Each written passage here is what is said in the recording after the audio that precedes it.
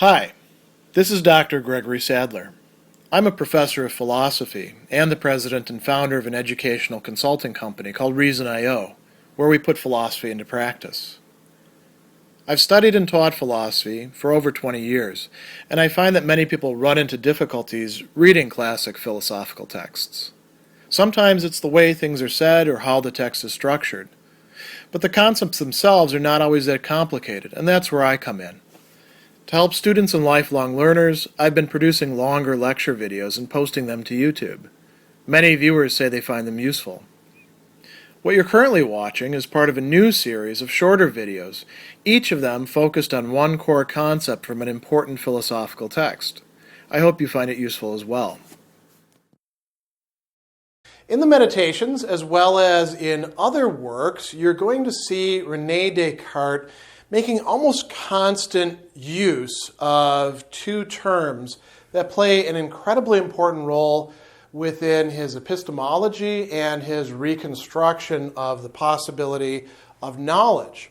Those two terms are clear and distinct, or clarity and distinction. And he sometimes uses synonyms for these as well. If you're reading between the lines, so to speak, you'll see many more references and uses of these than simply those two terms. In Meditation 2, we're going to see it already being used quite a bit and being invoked as an important way of making sense out of our thoughts. And then a little bit later in Meditation 3, Descartes will actually give us a rule that he's going to use throughout the rest of the meditations, that anything that I conceive of clearly and distinctly, I can hold to be true. He doesn't quite have that working explicitly in Meditation 2, but he's already making use of something like that. And there's a lot of different ways in which this comes up. You know, we can have the general formula of conceiving ideas clearly and distinctly. What is it that we're doing? We're conceiving or thinking or understanding or perceiving. All of these are modes of grasping something. And then what are we grasping? In general, these can be called ideas or notions, right? They're things that are present to the mind.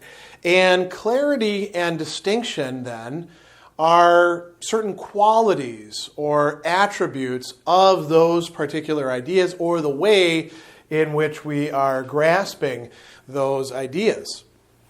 So what is it, then, for things to be clear and distinct? This is something that Descartes spends very little time actually explaining. He never provides a formulation of precisely what it is for an idea to be clear in the Meditations, nor, as a matter of fact, in his discourse on method. Instead, it's going to be in his principles of philosophy that we'll find this formulation of the idea being present and accessible to the mind when the mind is actually attending to it. So, the opposite of clear is obscure. And a clear notion is something which impresses itself upon us. It has a certain, you could say, self-evidence in how it is given to us so that we can say, yes, I do in fact grasp what this thing is. So putting that aside, saying that we do understand what clarity is, because Descartes assumes that we really do have some sort of conception of this. We can say what's clear and what's not clear. What about distinction? This is a little bit easier to say because Descartes is, I'm going to use a pun here, very clear about what it means to be distinct. And for ideas to be distinct means that they're not confused with other ideas. We're able to separate them out and see how they're different from each other. So Descartes will use this language really throughout Meditation 2, and we can see a number of different examples of this, some of which I want to focus on. And one of the most interesting ones is his famous realization that if I am being deceived, if I am having any sort of thought whatsoever, then I must be able to say, I exist. And this is often framed in terms of what we call the cogito. I think, therefore I exist.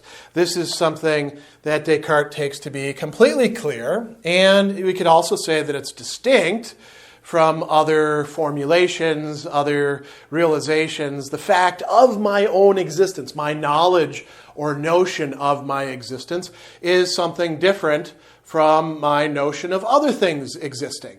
And so this is something that qualifies as very clear and distinct. But he talks about a lot of other things as well as having a certain kind of clarity and distinction. For example, a little bit after that, when he is talking about the notion of body, and he says that it has all of these different characteristics. These are things that I can distinguish apart from each other. For example, being able to be in a space and exclude other things from the space, being able to be seen, heard, sensed in other ways, having a certain extension or figure, whatever we want to call it. All of those are distinct from each other, and those are also clear within the conception of a body, or a corporeal thing, or extended thing. So he goes on and let's come back to the I am, I exist, the thinking thing. He says that if I think about what it means to be a thinking thing, a thing that thinks, what is that? He says it's a thing that doubts, that conceives, that affirms, that denies, that wills against, that imagines also, and which senses or perceives through senses. And he says all of these are distinct from each other. All of these are modes of thought that we can distinguish. And he knows clearly, or he has a clear conception of the fact that he is doing those sorts of things. There's another passage a little bit later. He says, it is of itself so evident, so clear, we might say, that it is me who doubts, who understands, and who desires, that there is no need of anything else to add in order to explain it. So that's another great example of something that's a very clear set of ideas. I know that I am the one who desires. I am the one who senses. I am the one who understands. And he says, and it's also certainly the power of imagining, right? For just as it happens that I imagine the things that I imagine are not true. Nevertheless, this power of imagining does not leave, or does not lack, you could say, any reality in me, and it's part of my thought. The things that I can imagine, in some cases at least, quite clearly. And I know clearly that I have a power of imagination. So all of these are presenting themselves with a sort of self-evidence. You could say all of the different modes of thought that are part of the Cartesian cogito. That's something we can be quite clear about. What about other things?